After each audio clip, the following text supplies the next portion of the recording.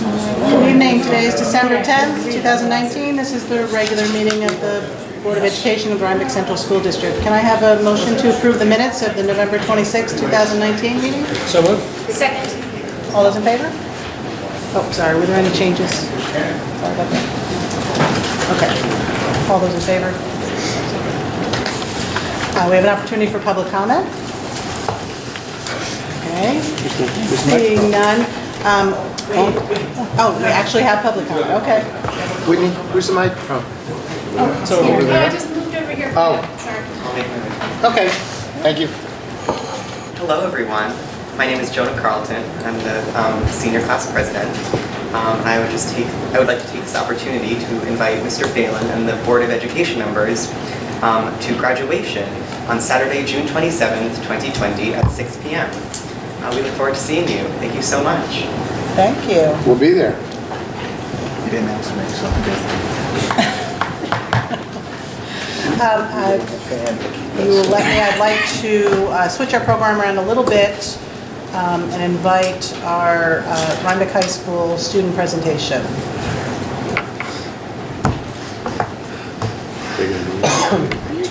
Showing some stuff up there. So. They're going to get there. No, they're going to be showing some stuff up on the screen. Yeah.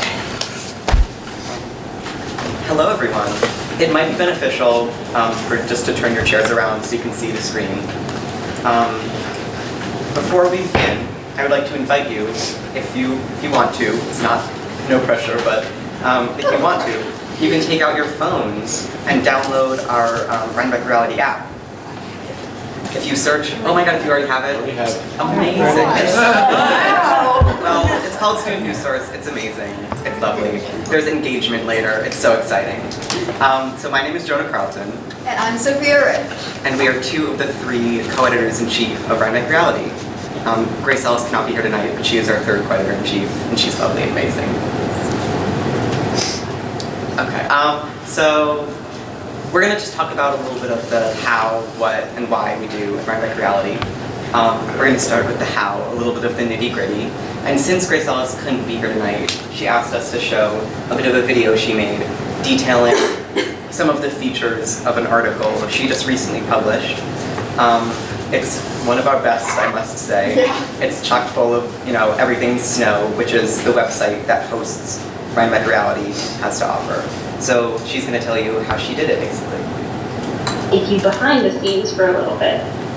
We go to the bottom of our main web page here. I'm able to log in as an administrator. I'm already logged in, so I'll just switch to the tab. And this is how we kind of organize our articles, basically. So if I wanted to add a new story, I go here and add a story, but I'm going to show you one that already exists, which is the behind the scenes stuff for my college admissions article. So basically we have our headline here, we have a space for our sub-headline. There are a couple different ways we can format it. I formatted my article so that there would be a good amount of space in the margins. I didn't want the paragraphs to seem too long, so that's kind of a design element that you have to think about. People don't like looking at really long paragraphs. You need to break up the text a little bit. Then I was able to emphasize these headings by selecting a different heading type at the top of the page and making it bold. Before I published it, I could preview these changes to make sure what I was doing looked good.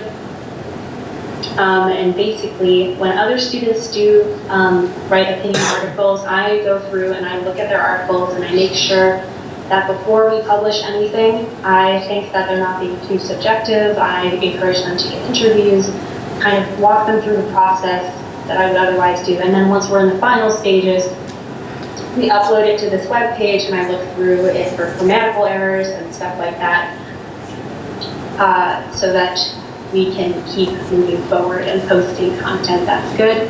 I categorize it as part of the opinion section, which just means that if I click on this, my article will also appear there. Because it is an opinion article, so we want to make sure that everything is in a category. And then I tagged it with a few keywords so that if people choose to search anything on our main page, they would find this article. So I put college process, guidance, and seniors. And then I uploaded my feature image. right here. The process for adding a pull quote, which are those little thingies right here, is a little bit different. So basically, if I wanted to make this section of text a pull quote, I would copy it, I would hit add snow element, pull quote, speaker, let's say, I'm not going to do it. And then I would add that. It's not letting me do it right now, but that's the basic process. The website is a little bit finicky, but you know, we're working with it. We're going to do it. That's the basic process of writing and posting a new article for Rhinebeck Reality. I hope this was helpful, and thank you to the Board of Ed for giving us this opportunity to present. Enjoy the rest of the meeting. She's so good. So you may be wondering, why do I, a Board of Ed member, care about pull quotes and margins? It doesn't really affect me. I'm not posting articles. It really just comes down to engagement. I think in your folders you should have a copy of our mission statement. And one of the final lines emphasizes engagement with our high school. But there's a lot of other things. We are dedicated to the truth, but that's pretty clear. But something you might not always see is we want to make sure students are reading. And some of the things you may not think about are a part of, getting people to read. Like she said, the margins make it more appealing, pull quotes make it more interesting. And that's really important. We're really dedicated to getting more people involved in the newspaper. One of our main components of this would be our features section, which is one of probably our heftiest section in the newspaper. Now I'm back where she was in the behind the scenes dashboard. I'm going to go to stories, and you can just kind of see, we have a story about color. It's a story about tea time. Ignore that. It's an anonymous advice column written by I don't know who, Earl Grey, someone. But tea time, it's really important. Tea time thrives on engagement, basically. We get comments, we get submissions, and it just really goes to show how many people, read our newspaper. We can see exactly how many people are reading what story in the analytics, and it's pretty impressive. We've had over 2,000 page views, spike recently, and we're just getting bigger and bigger. Sophia's going to tell you more about that. Yeah, so actually we have a copy of our first, where is he? Oh my gosh. Of our first newspaper that we had. This was 2018. One of the first. One of the first. And you can tell it's pretty bland. The articles aren't very interesting, or they're interesting, but they're not very engaging. They're just sort of timeless. We have one that's like, is hand sanitizer safe? And it's just like, yeah, probably. And it's nothing to look down on, because the program was developing, the formatting is obviously not where it is today, but it was the beginning of a new program. It's just where we started, and it's like nice to look back at where we did. And then this was last year. So this was May 2019. You can see that we're getting a little better, getting a little fancier. This is when our articles really started to evolve into something much more. Our feature pages started to be much bigger and much more interesting. Like, we had a whole spread on this one about mental health issues, which is a big prevalent topic for students in our school. So we had a lot of things with that. We had crossword puzzles in every feature, and then we would have kind of like the New York Times, and have on the next edition have the answers and everything. So it was really cool. And then we have our most recent article. Now our most recent article, I think, is one of our best pieces of work. Just putting that out there. Our spread changed a lot. We got a new headline that was made by Milo Koskovsky. He was great in that. And it was just a lot put together and much better. And we even had this lovely little dot-to-dot thing, caption contests. So it shows how much we're doing, but that doesn't mean that we're stopping to continue our work.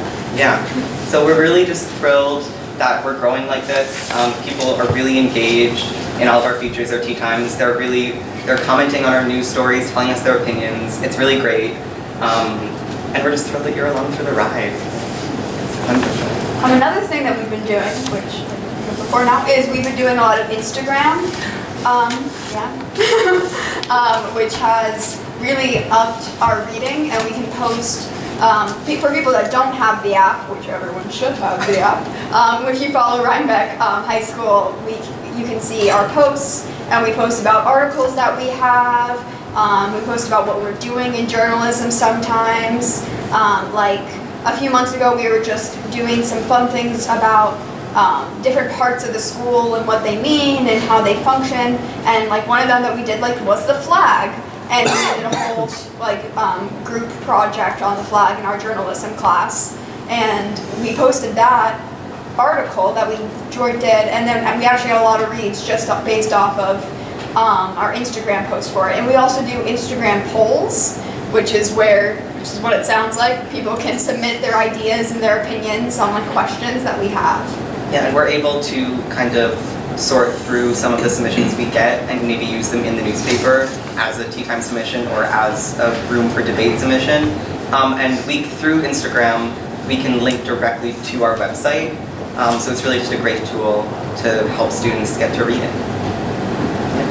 Any questions? Would you explain to the board where you get the content for each issue that you publish, i.e. is it from journalism class, is it from newspaper club, combination, kind of how that works? We talked about this a little bit when you gave me a demonstration of snow a few months back. I think it might be helpful for the board to know where you're sourcing your content. Yes. So, our journalism class, while it does provide content for the newspaper when you get down to it, it is really a class about the art of journalism rather than just let's make this newspaper. That is what the club does. The club is what's more responsible for publishing the newspaper. We come in after hours and do the design work and the formatting. But everyone in the class, they learn the basics of journalism. And yes, we do use their articles, but it really is mainly more the club that is publishing the newspaper. And I would say there's a lot, you can expect that there's a lot of overlap between the two and a lot of people coming into both, but it also gives the opportunity for anybody who wants to write an article that can't fit the class into their schedule to submit an article to us and to work after school with us on the article. Very true. Does that answer? Thank you. Yeah, it's exactly. You said what I wanted you to say. I knew. Yes. So has the new software, the Snow, that's really helped, I think that's really good. Yes.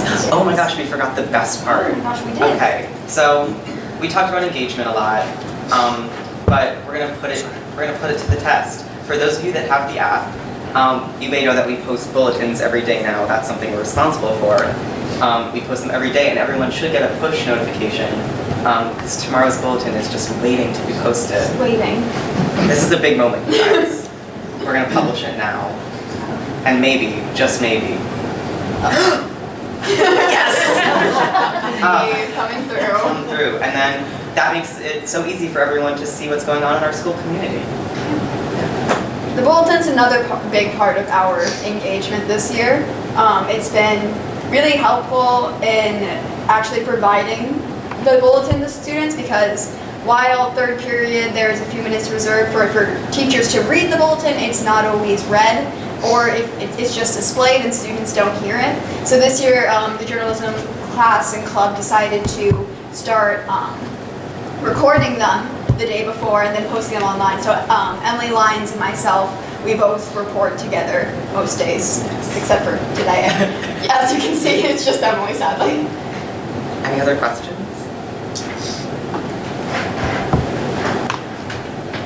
We can't thank you enough for coming. We love when students come to a meeting. Thank you. And I have one more quick question. You showed us several years worth of your publications and how they've developed. When did you start using Snow to produce? Last year. Beginning of last year. I can't remember what we used before that. We didn't have an online I don't think newspaper we before had, that. well, not online. Just in print, yeah. So this isn't a question, but just a comment. I really like your mission statement.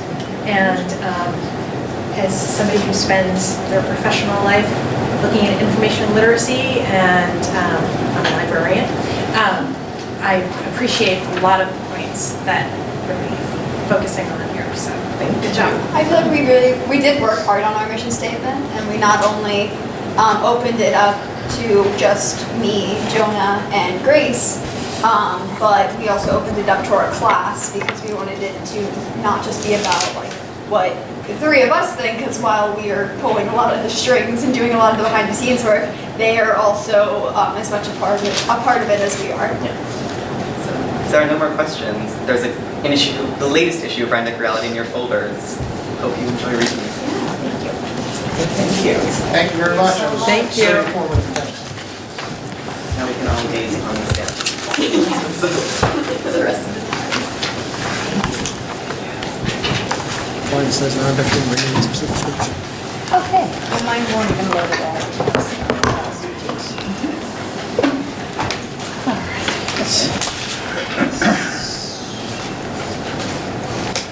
It's enough for bringing subscription. Hey,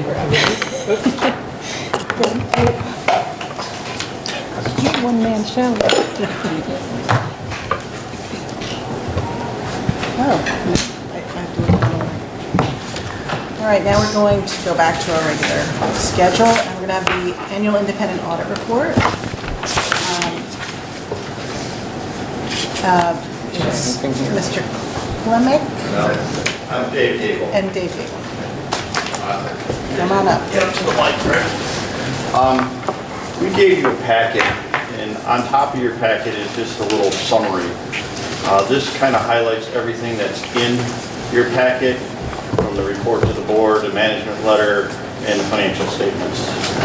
This is kind of a concise little report that we do up to help, have you avoid flipping through the financial statements and trying to follow along. This is kind of a succinct summary. So, the financial statements, the nuts and bolts of it, of our part, is the independent auditor's report. On the independent auditor's report, we had an unmodified or clean opinion. That's what you strive for. No modifications to the report, a clean report. There's a second report in there, a report on internal control in accordance with government auditing standards. Our testing disclosed no material weaknesses in internal control. We did have an instance of non-compliance that we have to report. It's non-compliance with section 1318 of the New York State Real Property Tax Law. The general fund balance was $1,725,000, or 4.9% of the 2019-2020 voter-approved expenditure budget. It's limited to 4%. This year just happened to be over. It happens. Some highlights. Your general fund, the balance sheet. Your general fund had $5.7 million of assets. You only had $1.7 million of liabilities. And then you had some deferred inflows, which were unearned revenues of about $83,000. And that nets down to a fund balance at the end of the year in your general fund of about $3.9 million. Statement of revenue, expenses, and changes in fund balances. This year, the general fund had about $33 million in total revenues. Your total expenditures were almost $32 million, $31.9 million. That led to an increase in the general fund balance of about $1.1 million. And that's the whole reason that you're in excess of that tax cap real property laws, because you did have lower than budgeted expenditures this year. Highlights. District-wide statements. That's the whole district. It's all of your funds, and general fund, and federal funds, as well as capital funds and debt funds. It's all of your entire district. District-wide, you had $37.4 million of assets. Of that $37.4 million, $11.2 million was cash. A lot of that cash was related to the capital fund that you have. Capital assets, that's all of your land, buildings, and equipment, so about $23.6 million. Then you had a net pension asset. The teacher's retirement system is actually overfunded in the state, so your share of that overfunding statewide was $1.3 million. And there's some things called deferred outflows. That's money that is basically going to be paid out in the future. You had $37.8 million. In that number, there's 7.9 million related to your pensions, the teacher's retirement system, and the employee's retirement system. Then you had about 29.9 million in other post-employment benefits. That's primarily retirees' health insurance. That's a deferred outflow in that. Liabilities, you had $193.1 million of liabilities. Included in those liabilities, your bond anticipation note of about $5.5 or $7.5 million, and then regular bonds payable about $11 million. The big number in there is your other post-employment benefits liability at $169.5 million. That's a scary number. We talked about it last year. The new GASB required you to disclose the entire balance of that estimated future payments for retirees' health insurance. Even though you pay it on an annual basis and budget for it on an annual basis, they want to disclose the total amount. Deferred inflows, you had about $2.1 million of those deferred inflows. Their pensions were $1.9 million of that. And then you had about $100,000 in unearned revenue. Any questions? I want to cover things too fast. Also, they want you to get too bored. District-wide, your statement of activities, this is basically your income statement. Total general revenues of about $33 million. Your charges for services of about $300,000. Operating grants of about $845,000. And then your total expenses district-wide were about $38.6 million. Taking the expenses off of the revenues, you had a decrease district-wide of about $4.3 million. Just to give you an idea, that was like $133 million last year, but that was because last year you implemented that other post-employment benefits that really hit the bottom line district-wide. Some general comments, the district records its long-term liability for the OPEB liability. The total amount is $169,500,000. GASB 68 records a proportionate share of your teacher's retirement system liability and your New York State employees' retirement system liability. Currently, you have about $1.3 million of asset related to the TRS. Net asset is controlled entirely by the state. You have no control over that. And then there's a liability for the ERS of about $697,000. Overall, the total OPEB liability and all the pensions, including all the related deferred inflows and deferred outflows, they net to about $134 million, which is a liability basically, and you have a negative net position deficit of $120 million. So if you didn't have all of those things, you'd really be about $14 million to the positive. And those are all things that you really don't have control over. Those are all actuarial determined amounts that are determined by actuaries for the OPEB benefit, and then for the New York State retirement, it's all actuarially determined by actuaries hired by the state. And those numbers are provided to you, and they are what they are. They fluctuate based on healthcare rates and employment rates and all that good stuff. Any questions? No? Good. Management letter. Last year, management letter comments, we had a comment on accounting system software and on the special aid fund. We considered those things closed out and taken care of. Current year, new comments in the management letter. This is a comment we make district-wide, all of our school districts and all of our governments on cybersecurity. Some of the other New York State districts have been subject to cybersecurity attacks recently. We recommend you review all your policies and procedures regarding cybersecurity and to review your insurance coverage. Because what these security attacks are is they take control of your system, they don't allow you access, they hold it hostage and demand a ransom. And there's insurance out there to cover that, so you can pay that ransom and get your systems back. And I know Tom said he's been in contact with the insurance company and handling a bunch of that stuff. So that's underway. There's some new accounting pronouncements that are coming out, GASB 84 on fiduciary activities and GASB 87 on leases. They have no effect on your day-to-day operations, and we're working with management to implement those to make sure they're handled appropriately. Other report that we do is a report to the board. This is just where we would tell the board if there's anything that they need to be aware of in regards to managing the school district. Basically, this is a clean report. It's what we're allowed to say. If there was an issue, we would tell you in this report. This is a boilerplate report that we issue when there are no issues, telling you that the accounting policies are in note 1 to the financial statements. Again, we encourage you to read the footnotes. They expand on the amounts in the financial statements, help you understand what's in there. There's certain accounting estimates in all the financial statements. Useful lives of capital assets, how long your buildings and equipment are going to last, that's an estimate. Accounting for pensions for ERS and TRS, those are estimates that are provided to you by the state. Those estimates can change and significantly impact your financial statement. Compensated absences liability, those are liabilities that you have for people's time off, health days off, sick days, vacation days that you have a liability to pay people for. And then your OPEB benefits, so they're post-employment benefits, that's the real big one. That's the one that's $169 million liability. We had no difficulties in performing our audit. Management was very helpful and has corrected any misstatements that we noted during our audit, made appropriate entries. We had no disagreements with management. As I mentioned before, we did have the finding where you're over the tax cap at 4.9% instead of 4%. And then there's supplemental information in the financial statements, supplemental schedules that are required by the state. We reconcile those to the accounting records used to compare the statements or actually to the financial statements themselves. And that pretty much has a summary of everything you have in front of you. Does anybody have any questions? Yes? Some questions. Sure.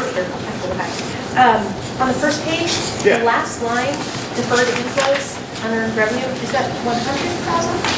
The unearned revenue is 100,000. Okay. 1K is 100,000. That's all. This- Our abbreviation. 1,000 or Yeah, no, it's 100,000. 100,000. And I understand what the deferred outflows are, but I don't understand what the deferred inflows are for pensions. Could you explain that? Deferred inflows, you want to help out there, Joe? The deferred inflows on pensions they're basically revenue. Deferred inflows, say, have an event that will increase revenues in the future. Yeah. They're not yet earned, it's a timing factor. Eventually, when as the actuaries determine when the assumptions are going to change over the years, that's when you will recognize the revenue. And there's really the footnotes to tell you what years you will recognize that with revenues. Yeah.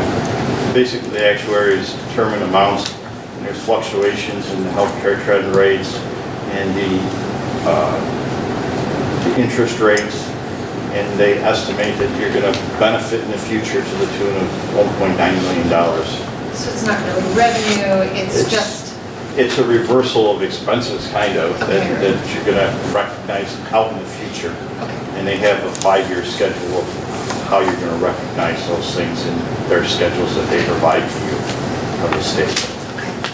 And then on the second page, in the second major bullet, second minor bullet, the GASB 68, Yes. the 1.3 million asset related to TRS and 697,000 related to ERS, is that an annual, I mean, is that this year it's 1.3 million, or is that a? It's at this point in time, when they did the actuary report, they estimated that in the state's pool of money for all the teachers who retire, they had X amount of dollars overfunded. So they had more than they needed to pay all the retirees, and you have a proportionate share of that because you've contributed to that pool of money, and your share at that point in time was estimated at $1.3 million.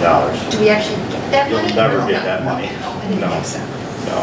What they will say is your contribution rate next year will be lower. Less. Yeah, what it means, yeah, exactly. They, by what is funded, how much percentage is funded, like the TRS is 101% funded, so they estimate they have 101% of the assets required to pay the pensioners. So then they look at it and say, oh, we can charge less to the school districts on a percentage rate by employee in the next year because we're overfunded. Where ERS is a little underfunded, so they may bump their rate a little bit to cover that. Believe me, TRS is still bumping their rate. Yeah, they'll still bump it. It's still bumped, it's going up next year. It's not going down, even though they're at 101.5, it's actually going up. They look at it over They a look at 5-year over period, the isn't term it? and how the investments are growing, what they think the market's going to do, and there's all kinds of stuff that they project into the future. That's why it's such an estimate. It's like throwing darts at it, trying to nail it down. Change one assumption and the amount changes by a lot. Like, for instance, the TRS investment rate of return is at 7.5%. So the actuaries say 7.5% is what these our underlying investments are going to earn. So by using 7.5%, that plan was overfunded. Now ERS was at 7%, and because they were at 7%, they're underfunded. Okay, so they have a lot. Those actuarial assumptions have a lot to do.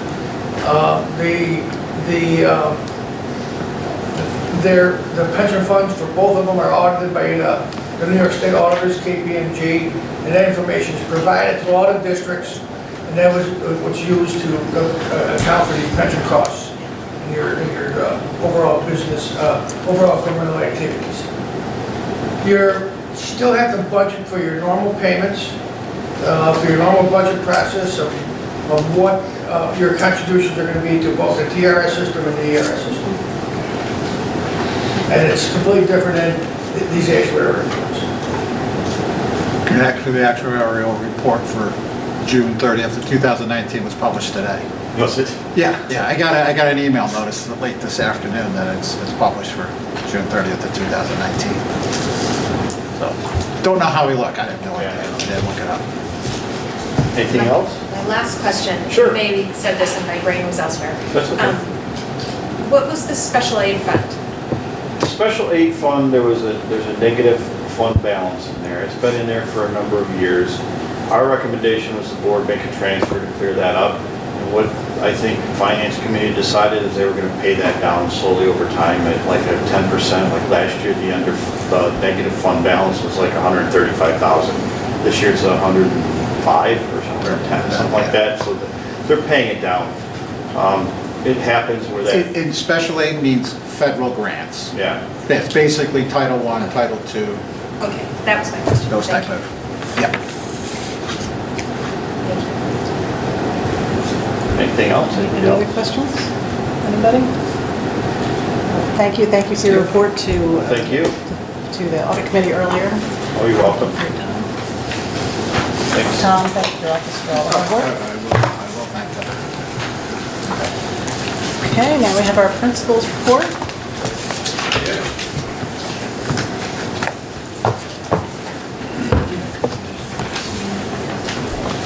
Good evening, everyone. So a few things happening at CLS. Most recently, wanted to let you know, as you know, each year our specialist team works on their character ed units over the summer very often, and then they implement it during the school year. Harry Potter has been something they've been kind of adding to each year, which is a lot of fun. And one of the things they try to do is, thanks to the RSF, who helped fund a mad science presentation. And over the years, we've done that. Last year, they brought a lot of animals, like Dean from the movie, from the series. This year, they focused on 3, 4, and 5 had hands-on experiments around stages of matter, air density, etc., things like that. So it was kind of a different type of presentation this year. The kids loved it. So we did that on the 21st. I was able to sit with 3rd grade and see that presentation. One thing I just neglected to I know when we met in October, we did focus on the social emotional wellness and some of the things. So I prioritized a lot of those very subject specific. But one thing I forgot to mention, so I just wanted to mention it, that we had grade 8 students towards the very end of October come and visit our 1st grade students to teach them about deforestation, which was part of the 1st grade Madagascar unit that they do. And I just wanted to pinpoint that because I know that we really try to celebrate a lot of those inter-school kind of relationships, and that 8th grade group works with every other grade in my building. So that was a great example of them working with 1st grade. We enjoyed that presentation very much.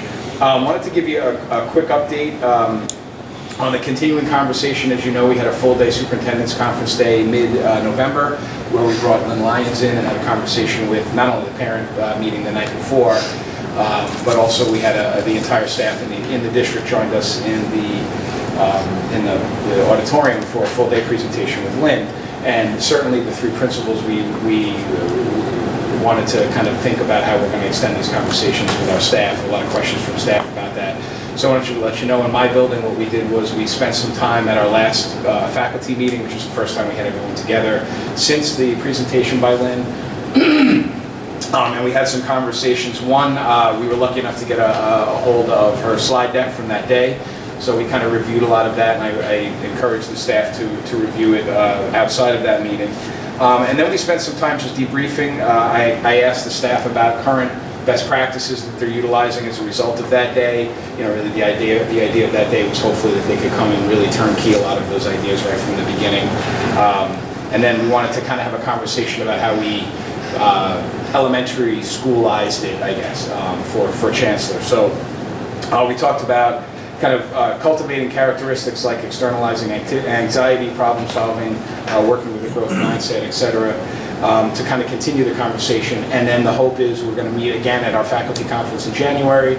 And Lynn has some very specific videos that are specific to building environments. So we have very specific videos we got from Emily Davison, a special ed director, who has permission to show them. We're going to show the elementary version of that at our next faculty meeting, and then continue the conversation debrief. So hopefully continuing to pull all that information together. So that's our next step at the elementary school, and continuing that conversation. Also wanted to mention every year, we, as you know, our 5th grade works with Northern Dutchess paramedics to do Cpr Aed Training. So this year was done on November 18th, 100% attendance that day, which was great. All the students participated. As you may or may not know, our grade 4 and 5 winter concerts are tonight. So I was able to present at the 4th grade one, and Brielle's going to take care of the 5th grade concert. Very well attended, standing room only. Excuse me. Parent-teacher conferences, as you also may know, were last week. And this year, for the first time, Larry Anthony worked with his kitchen staff.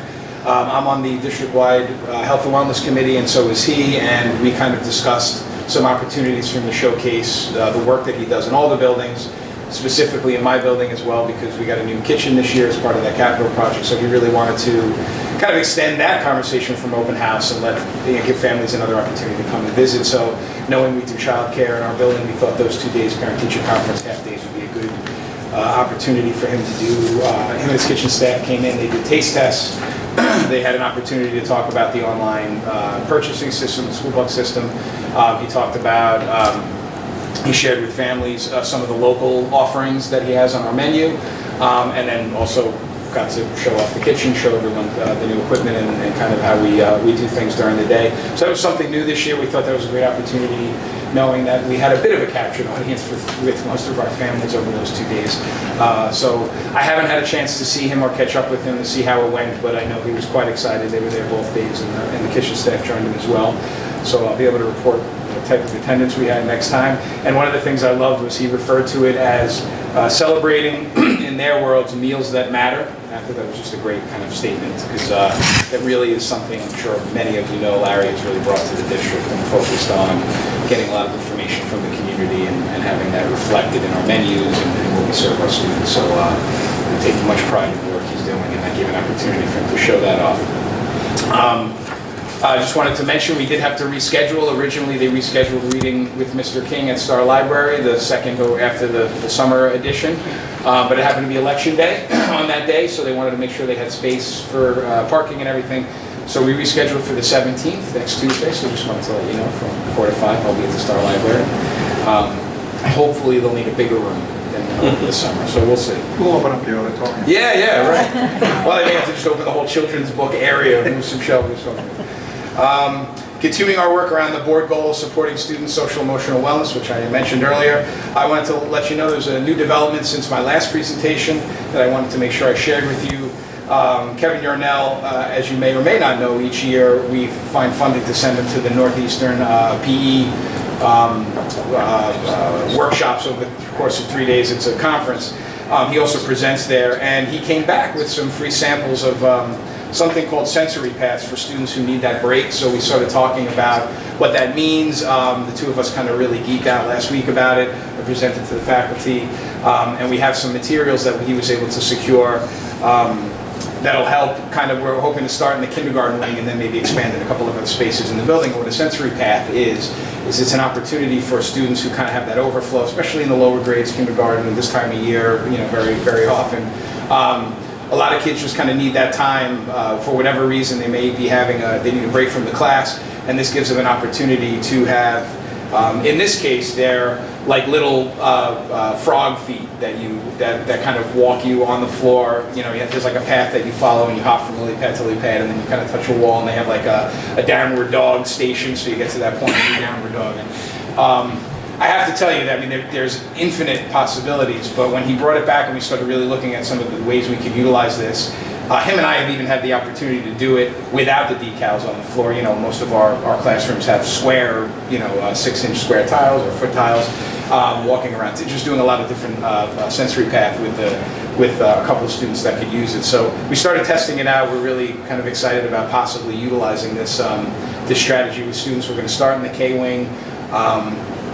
And like I said, you can kind of incorporate yoga poses, you can incorporate spaces they have to jump up and tap on the wall. So I'll have more information about it, but it's something kind of relatively new. We came back really charged up, got me charged up about it, had some samples we can utilize to put in place and see how it works, and hopefully budget for some of that out of our supplies for next year.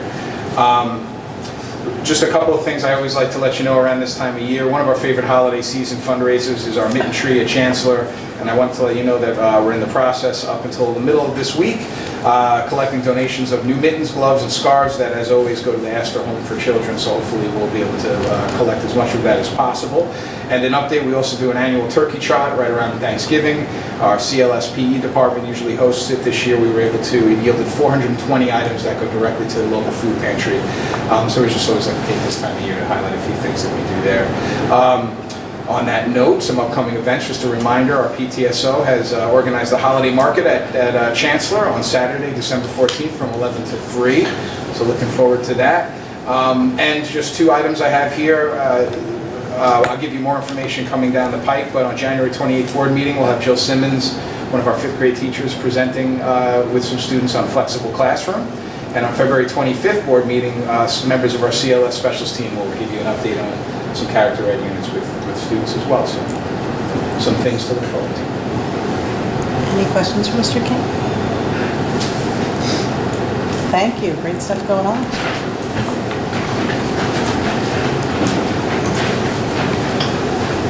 Good evening, everyone. A few things that have gone on at BMS over the course of the last month. I want to start with last month's annual Veterans Day Assembly. Once again, we had more than 125 students who participated in the ceremony this year, honoring nearly 200 veterans and had approximately 60 guests in the audience. We'll get to some more numbers on that in just a minute. But this year's speaker was none other than, we know him as Mr. Carney, but Sergeant Carney was a radar technician who served in the United States Marine Corps from 1978 to 1992 or 1982. He did a great speech for our students. Really talked a lot about what it means to be a veteran. He paid tribute to those veterans that we had in the audience that morning, really kind of honoring them and being humbled in their presence, as he was a peacetime veteran, and many of those in the audience are those that served. So it was a great message for our students. We took a few moments this year to honor the ceremony's creator, Roberta Bloomer, maybe her last one. The Veterans Day ceremony that we've been doing each year began in 1988. So today was the 31st year. Began with Mrs. Bloomer just wanting to make sure that we educated students and taught them a little bit about why we have this day off every year and why it's important for us to honor our veterans in our community. As you know, it's always included a speaker. We've had all sorts of, and I went back many years and listed quite a lengthy list of some of the real creative and innovative and important people that we've had speak over the years. But it's certainly been a great tradition at Bulkley Middle School, and one that we intend to continue. Back in 2007, Paul Bikert donated of Timely Signs donated the Wall of Honor that we now have hanging in our BMS cafeteria. At that time, or up until that time, it had been, because this dates back to '88, and much of it was on pieces of paper and not even in some computer spreadsheet someplace. Mrs. Bloomer spent quite a bit of time with the help of Miss St. Clair compiling all of those veterans that we had honored over the years. Fortunately, I didn't have to go and count this number. But on that plaque in there, and that doesn't include the last 3 years worth of family members, community members, and friends that we've honored, we've got 1,426 names. So over the course of that 31 years, we've honored quite a number of people. Again, community members, family members that of students that have come through this school, and friends and relatives. So I just wanted to take a few moments to honor Mrs. Bloomer. She's done an incredible job, and it will be a hard act to follow, and I'm sure we'll take 3 or 4 people now that are going to fill one person's shoes. Also in early November, our 8th grade students finished reading their novel Inside Out and Back Again by Tana Lai. This is an activity that we've done for the last several years. They've researched and learned about the universal experiences of refugees in Afghanistan, Southeast Asia, Vietnam, Bosnia, and Iraq. And then they've created their own historical fiction free verse poems. And as many of you know, I think over the years, we've had quite a number of parents attend. We invite parents in to view their children as well as their child's peers' work at the end of that. Also in 7th grade classes, they finished probably mid-November, finished their project with the Salem witch trials. Each year they research the Salem witch trials. We bring in, with the support of the Arts and Education, an Arts and Education grant, we bring in artists from ENTA, and our students worked with improv artists to reenact the Salem witch trials. Certainly a much more authentic way to certainly demonstrate their mastery of the knowledge and the research that they have done. As Brett pointed out, we'd like to kind of highlight the interactions between the two schools, and once again we invited our 5th grade students to come and view the trials. They were actually here for 4 periods of the day. 2 that they viewed our students performing, 1 period that they had lunch, and then 1 period that they were broken down into smaller groups and had an opportunity to do some fun improv activities with some of our artists. This past month marked the transition from the first marking period to the second marking period. And with that, a new group of 6th grade students through their home and careers classes are working with Alice Coleman in the Fearless Living program. As we look to improve the program, we've been looking for ways to engage families in this process, and this quarter we decided to provide some information sent at home with parents, or sent at home with students to their parents, trying to encourage parents to start to familiarize themselves with some of the language that she uses in the program, and provide an opportunity for students to provide some of the skills and tools that she teaches at home.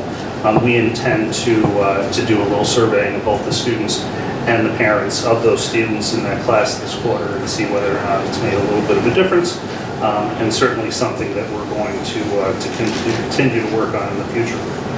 Extracurricular club news.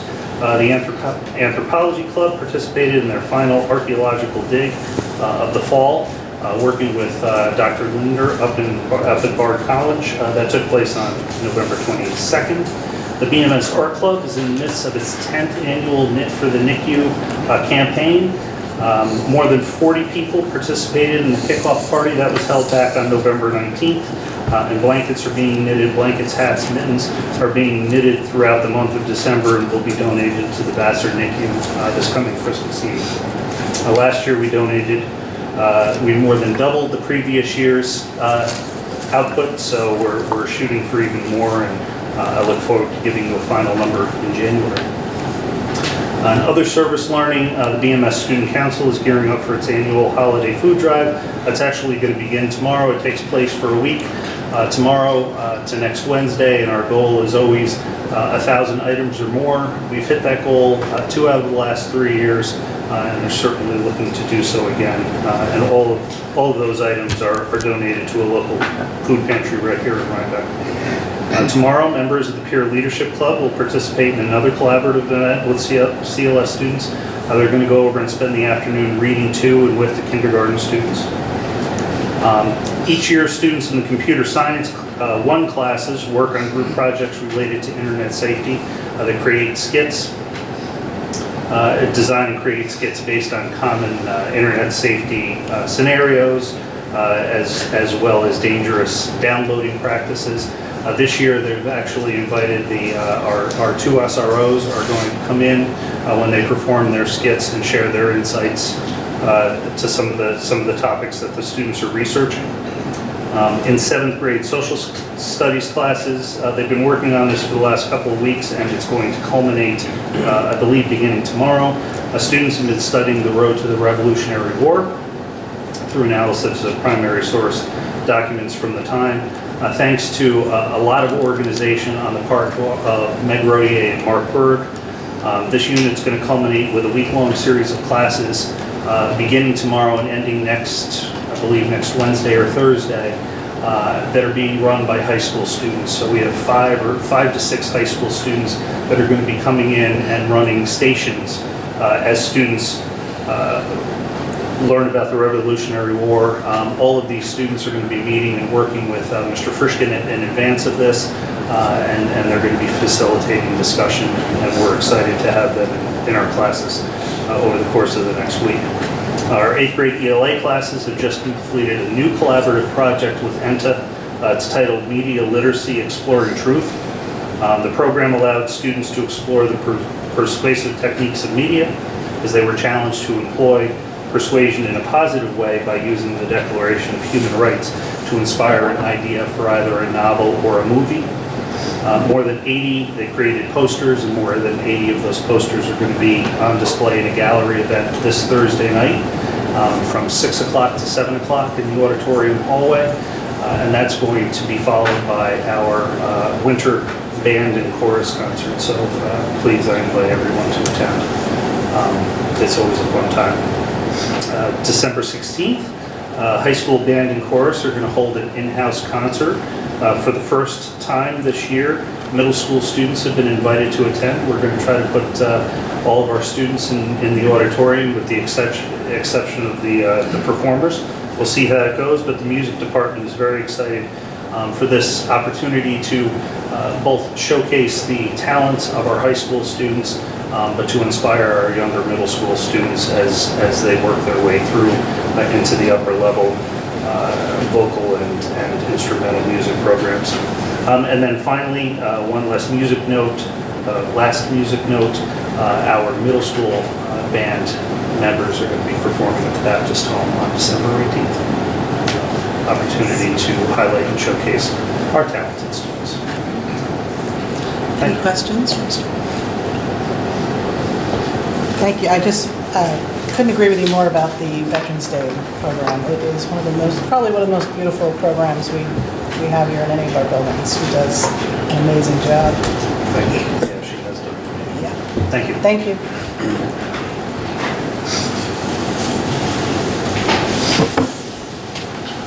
Good evening. I will pick up from where some of our talented English students left off earlier this evening and update you on some more English department activities. On November 11th, thanks to the support of the Rhinebeck Science Foundation and our ELA Teachers of Seniors, we had our info chat, sorry, that was November 22nd. Rhinebeck High School seniors were given a unique opportunity to speak with professionals from our community about the world of work, about their educational preparation. It was the second year that this program was put in place, and it was a wonderful success. We had professionals from almost 30 different fields take time out of their busy schedules to work with our students and help our students with their post-secondary planning. 20 Rhinebeck reality journalists, a few weeks before that, attended the Columbia Scholastic Press Association Fall Conference at Columbia in Manhattan, where they learned about the rights of student journalists. They learned about some editing skills, of course writing skills, and the use of digital media in journalism. Our 9th grade students have completed 2 growth mindset modules sponsored by Stanford University. As I've mentioned, I think on several other occasions in our school, we're trying to inculcate a growth mindset in our students. A growth mindset suggests or indicates that learning is not a fixed capability, but it's something that can improve over time. It focuses on process over product. So our students, as I mentioned, underwent that training, and as part of their education, if you look around our school, they developed some graphic depictions of the growth mindset as reminders to them and reminders to their peers that hard work, something that students have control over, plays a very important role in learning. In our art department on November 14th, our sculpture and portfolio students traveled to the Storm King Art Center to learn about and study monumental sculpture and landscape sculpture. In our guidance department, our counselors have completed their meetings with parents of 9th, 10th, and 11th graders to describe our guidance program and to give an overview of Naviance, which we are using this year, as you know. I had the opportunity to eavesdrop and look over the shoulder of some of our students who are using Naviance in one of their classes, and I have to say that it's a very, very powerful program. What I was able to observe was that the students were identifying their strengths and interests. Based on that information, Naviance suggested career options. Students could then click on a career option. That career option would lead them to a page with suggested high school programs of study and then secondary programs of study. And then when students clicked on that, it led to a number of colleges that specialized in that particular field of study. So just in a few minutes, 10 minutes in a class, it's a very powerful tool that our students are taking advantage of. In other academic news, I'm stealing a little bit of our athletic director's thunder, but I don't think you'll mind. You let me know last week that for the first time in his tenure as an athletic director, and the first time in my tenure as a high school principal here at Rhinebeck, all of our athletics teams, our fall athletics teams, are scholar athlete teams, which means they have a 90 or above average. That's never happened before here, and so I think it's just a great testament to the hard work of our students. You'll hear more about that, I'm sure, from Mr. Boucher. I also wanted to take a moment to update you further on the work of the high school regarding social and emotional learning. As you recall, in October, I talked about our partnership with the Yale Center for Emotional Intelligence. In the intervening weeks, during some faculty meeting time and professional development time, our faculty and our non-instructional support staff worked together on the first of 4 ruler tools. There are 4 ruler tools. The first is writing a charter, the second is mood meter, the third is meta moment, the fourth is the blueprint for resolving conflict. And there are 5 ruler skills: recognizing, understanding, labeling, expressing, and then regulating emotion. Our faculty and non-instructional support staff together developed a charter, and in this field of exploration, the charter allows our co-workers to indicate how they want to feel at work and how they have to behave in order to feel that way. So collaboratively, we've completed our charter. We have a charter signing. Tomorrow in our joint faculty meeting, all staff meeting, we'll be working on the next, learning about the next ruler tool, which is the mood meter, which allows adults and ultimately we'll be teaching this to our students, to recognize their emotional states, to discriminate and identify their emotions, and then to take actions based on that knowledge. In extracurricular news, our drama club has been very busy over the past month, and it continues to be busy. Our student performers mounted a production of Almost Maine on November 15th and 16th. It's a comedy, a non-musical performance. It also, in the following week, sponsored a talent show, which featured the skills of both our BMS students and our high school students.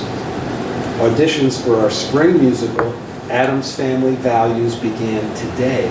And Thursday, the Drama Club and Creative Writing Club will sponsor a Black Box Theater, which will feature literary readings and recitations from our students in a coffee house atmosphere that will be located in the BMS cafeteria.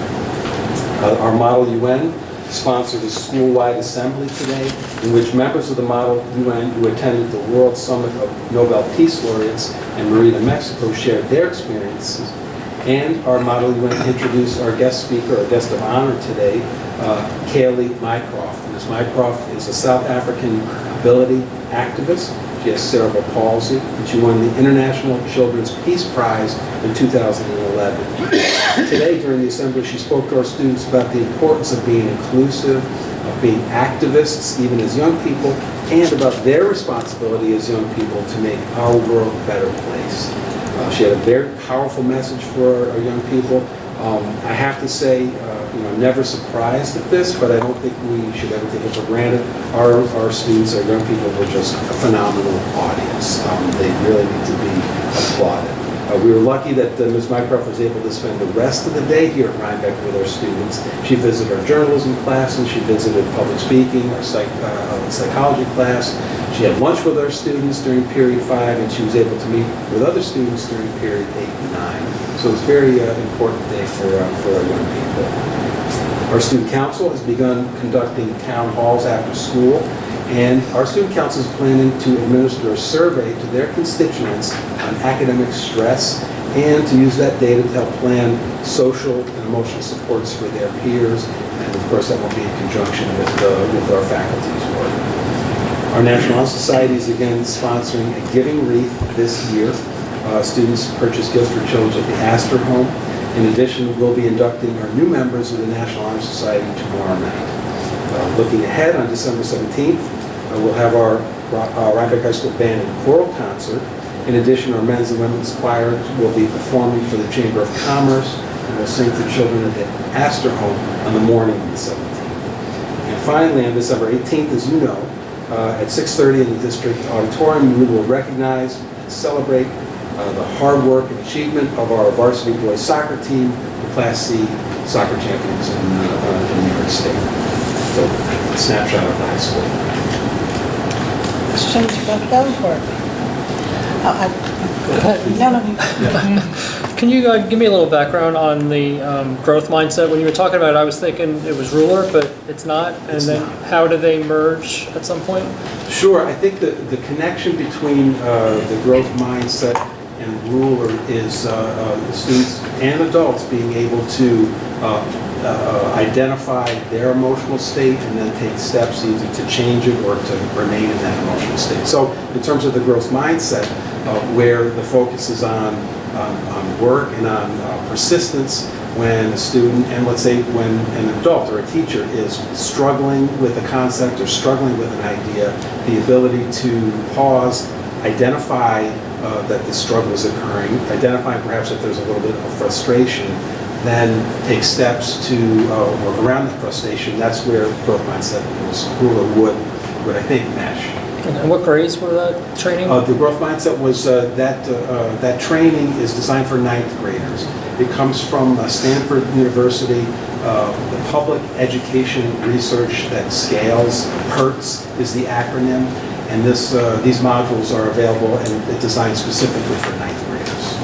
Thanks. I just want to say thank you for having the students here tonight. You might remember our policy committee last year met members of the newspaper. They wanted us to make changes to our policy, and they talked to us about software that they needed. And it was nice tonight, kind of full circle, to hear how those changes that we made, how that's affecting the paper and how the software is working. So I appreciate that. Thank them for coming. I will. Anybody else? Thank you all for being here. Okay. So now moving on to superintendent search process update. So we have two updates. The superintendent search, right now we're still gathering feedback from the community. There is information on the website. There is a survey that we're asking everyone to take. It's very quick. The link is on the website. There are paper copies that are making their way. They're at the greeter's desk. They will be tomorrow in each building. They're at some of the local town halls, libraries, if someone needs a paper copy. I encourage everyone to fill out that. It's going to help our consultants, and it's going to help the board put together a profile of what we're looking for. So that important information is really necessary as we move forward. And there's focus groups that are being set up next Monday, the 16th, at 9 o'clock at Chancellor, and then at 7 o'clock here at the auditorium. There's a public forum opportunity. Our consultants will be here in those spaces to speak with any member of the public. Anyone who lives in the district is encouraged and welcome to come. It will only last about an hour, and again, that's part of gathering that feedback. So get the word out, and I hope everyone can participate. And then as far as the interim, so on our agenda tonight, we will be voting on an interim. When we found out that Joe would be retiring, the board spent a lot of time talking about what we wanted to go forward, and we wanted a very smooth transition. And I can't think of anything smoother than having Joe stay with us. So we asked Joe if he would stay on, and he has agreed. And I think that's in the best interest of the district, and I can't thank him enough for staying with us.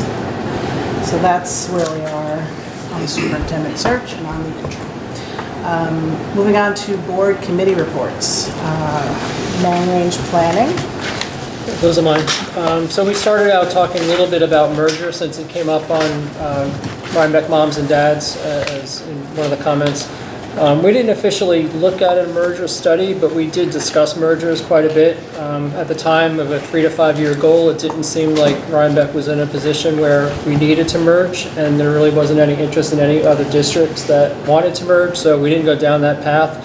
It's not as simple as, you know, a no-brainer. There's a lot of factors that go into it, and a lot of factors that often prevent them from happening. And they're listed there. You can read them.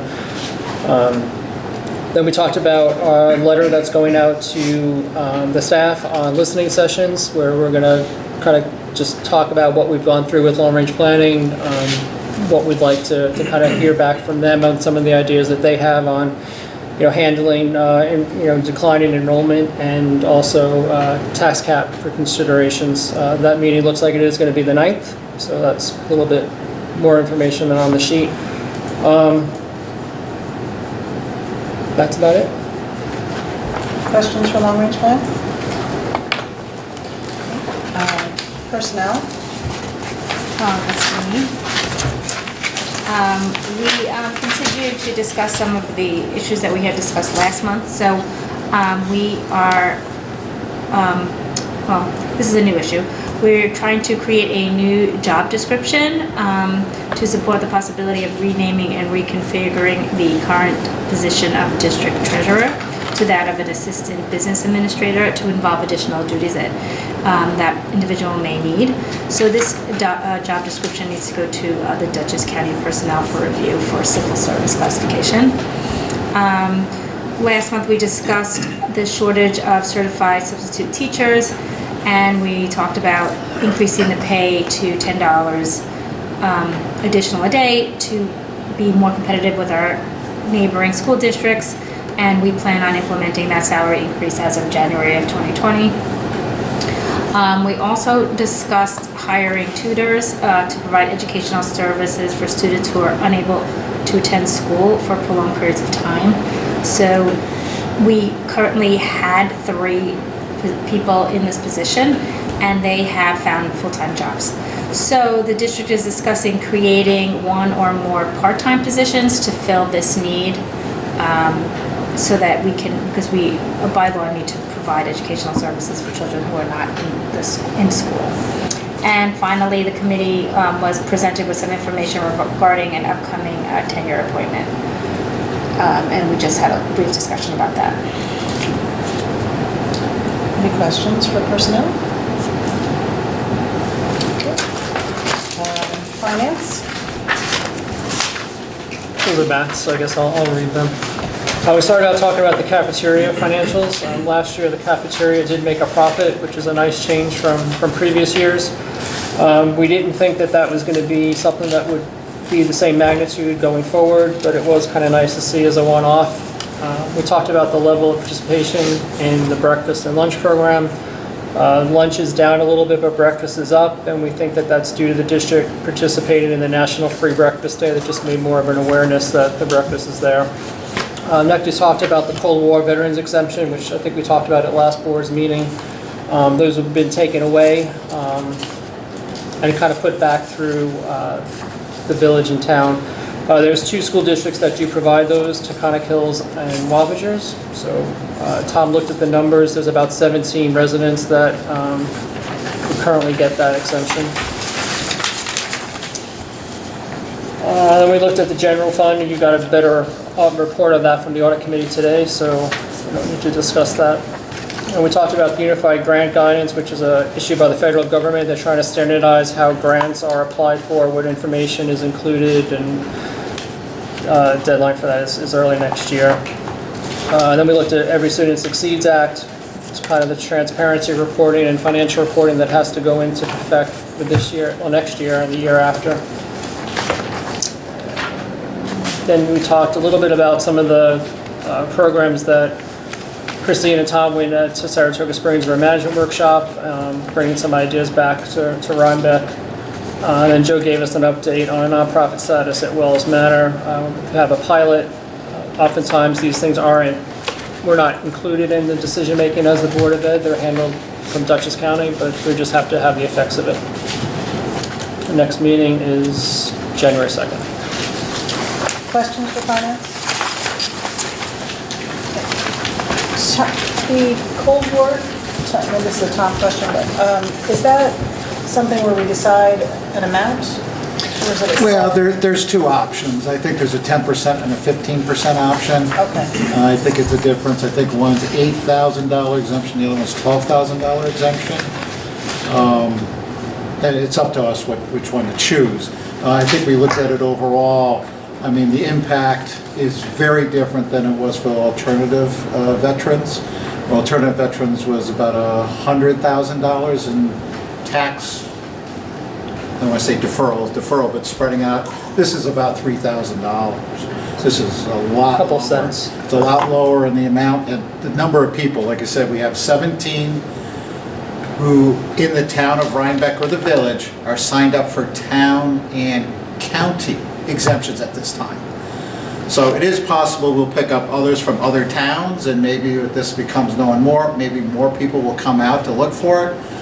But like I say, for 17 people, it was less than $3,000 overall. So is the committee recommending that we take this up again, or what's? I don't know, we didn't discuss that as far as that's concerned. It really is, it's nowhere to the magnitude of the alternative veteran benefits. I mean, not even close to that. Like I say, there's only one school in Dutchess County that currently provides this. And I imagine that's the same reason why we didn't know we weren't. Yeah, it's kind of new to everybody. Yeah, this is a fairly new thing, the Cold War veteran. And most of those who currently had it, and speaking with Matt Savia, who's the town assessor, he said a few people lost their alternative veterans benefits because they shouldn't have gotten it in the first place.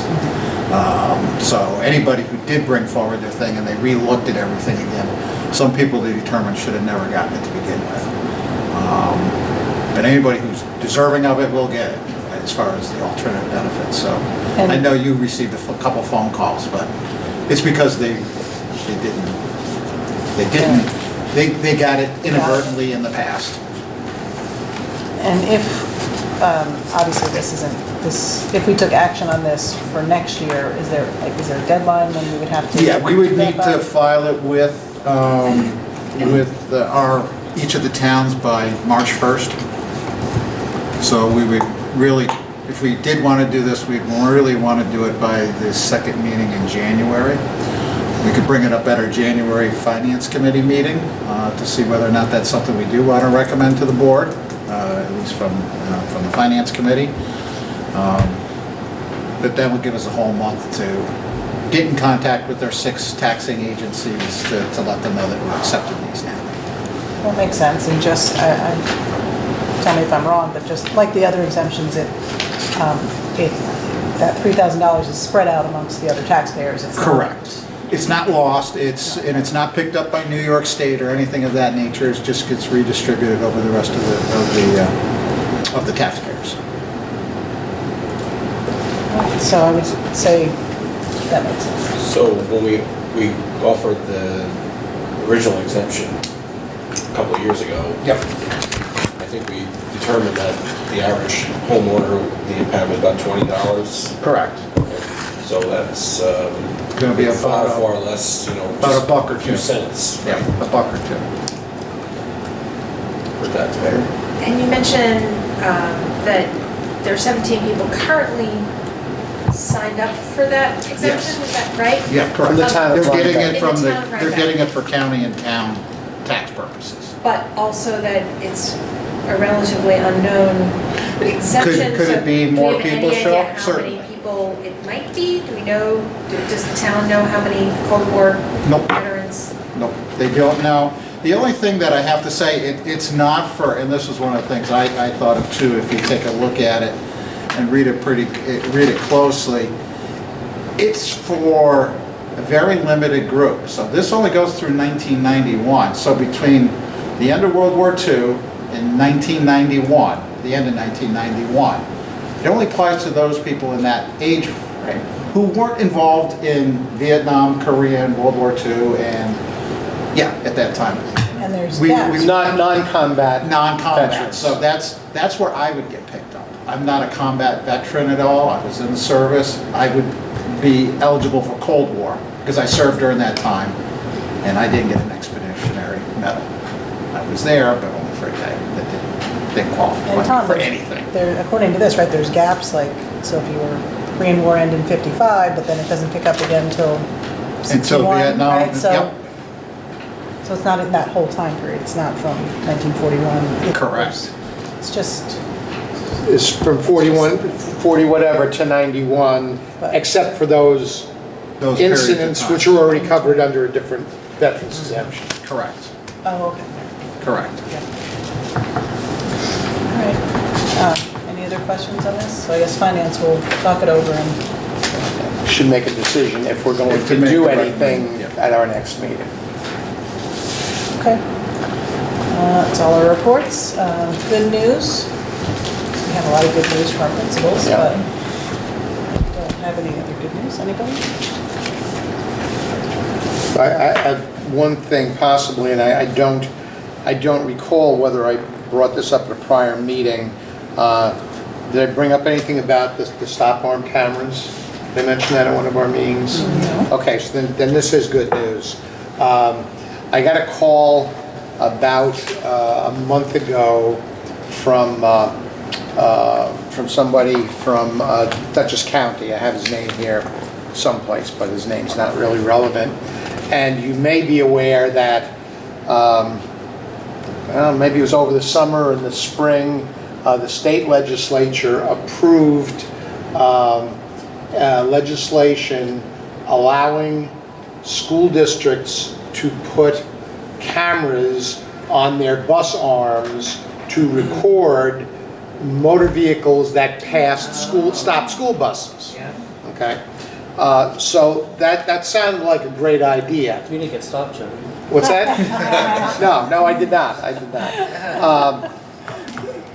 Problem is, with lots of legislation, as you all well know, the devil's in the details. And at that time, the legislation would have required each individual school district to make arrangements with their municipality. Okay? Remember, we have 7 municipalities in our school district, okay? Some like Rhinebeck, the entire town of Rhinebeck's in our school district. Some like a little sliver of Red Hook, a little sliver of Hyde Park. That sliver's in our school district, but the majority of that municipality is in other school districts, or at least another school district. Anyway, as soon as I started to read the details of the legislation, I realized that this was going to be a nightmare to implement for a school district like Rhinebeck that's cut up over 7 different municipalities, or even a district that's got 2 or 3. So I didn't have much hope for this helping us. Well, I got a call from Dutchess County, and it appears that at some meeting or conference or whatever of counties in New York State, the counties agreed that each county would propose legislation to do that on a county-wide basis, not an individual municipality, because you not only have individual municipalities, you also have, how many police agencies do we have? Rhinebeck Police, Dutchess County Sheriffs, and State Police. So now they're involved in this. Well, anyway, they've decided to centralize it, and the counties are going to take this on a county-wide basis, which is great news. However, it still has to be passed legislatively by each county. I think there's a fair amount of pressure on each county to pass that legislation, because if they don't look very good in terms of not doing things that are in the best interest of the safety of our kids. So he called me to tell me that legislation had been proposed in Dutchess County, that they were supposed to vote on it in December, and here we are. To the best of my knowledge, they have not voted on it yet, but basically the county would administer the program. The county would collect the fines from cars that got a ticket from passing a stopped school bus, because that's what was going to fund this all along. And so I thought that's great news, because that is an entity that can administer this county-wide. So A, it's good news, and B, I would suggest that if you know your representative to the county legislature, and I believe ours is Brennan Kearney, that you give her a call and advocate for the passage of that legislation in our county, and we could likely see those stop on camera, even though our buses aren't ours, they're a contract company, they will still put them on the contract company buses. So just thought I'd pass that along as A, good news, and B, some low-level but important legislative outreach that you can do as members of the Board of Education to say, hey, pass this when it comes up for a vote. Okay. Okay, old business? I don't have any. You have any either? Another opportunity for public comment? Okay, other? Mark has another. Go ahead. I just caught in one of my news feeds today that the governor signed legislation to simplify the absentee ballot for school district votes, which, as you may recall, last year at the convention was one of the advocacy items that was supported by the Poughkeepsie City School District, so we supported that along with them, so it's going into law. That's good. Which would mean that municipalities and school districts would use the same absentee ballot form, so that it's much simpler, it's less, makes it easier for people to get an absentee ballot. Okay. Anything that makes it easier. Go ahead. We have another item under other, and I guess I'm kind of seeing a theme here. I would ask the board to give some consideration as to whether or not you want to set up meetings with our legislators this winter. Typically, we've tried to see them after the governor has advanced his budget, so there's some context for what we might want to talk with our legislators about. Already, as I'm sure many of you have noticed, the governor in initial report that I believe was 15 days later than it was supposed to have been is talking about a $2.1 billion shortfall. So my colleagues are thinking that the governor is greasing the wheels to be saying, well, you know, you're not going to get much state aid, but you know, we hear this kind of thing pretty regularly.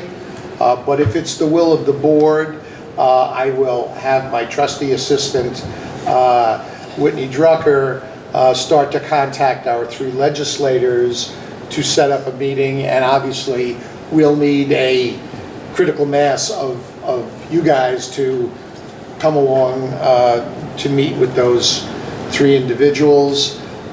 In addition to state funding for public education, I think there are some other things this year that we need to be pressing our state legislators about. In particular, the current status of the legislation allowing employees to take 3 paid hours off from work to vote in every voting except for school district elections, and coupled with the fact that there is now legislation that allows for early voting, it seems to make the necessity for 3 hours of voting irrelevant. But I think that's something we ought to be pressing with our local legislators too. I'm fine with the early voting, but then let's take this other thing off the books. And in a poll of school districts in Dutchess County, we were one of 2 or 3 that actually had 0 employees take that time off. So that's the good news. The bad news is other districts had hundreds. So it can have a significant impact on the school. Now, those are larger school districts, but most every district except for 3, Rhinebeck and 2 others, had at least some people take that paid time. So I think we need to also focus our legislative advocacy on non-monetary items as well as the budgetary issues. So just throw that out there. Is there a feeling that we should set them up? I just want kind of a head nod poll. Yep.